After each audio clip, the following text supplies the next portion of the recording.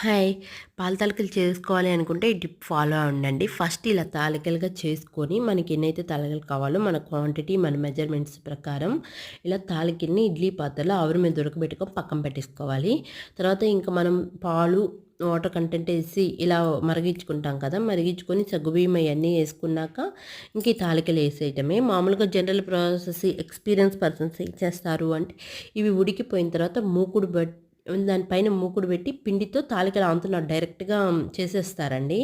కానీ బిగినర్స్ లెవెల్‌లో ఏమవుతుంది అంటే ఆ తాలికలు ఇరిగిపోవటము, పిండి పిండిగా మొత్తం చెదురైపోవటము, ఆ పిండంతా కింద అతుక్కొని మాడిపోవటము పాల తాలికలు అలా వస్తూ ఉంటాయన్నమాట.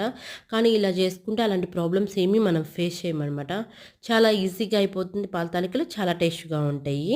ఇదిగోండి నా పాల తాలికలు కావాలంటే చూడండి మీరు. ఎక్కడ తాలిక ఇరిగిపోయినట్టు కానీ, పిండిగా అయినట్టు కానీ ఉండదు. చాలా యమ్మీగా ఉంటాయి. ఫుల్ రెసిపీ కావాలంటే కింద కామెంట్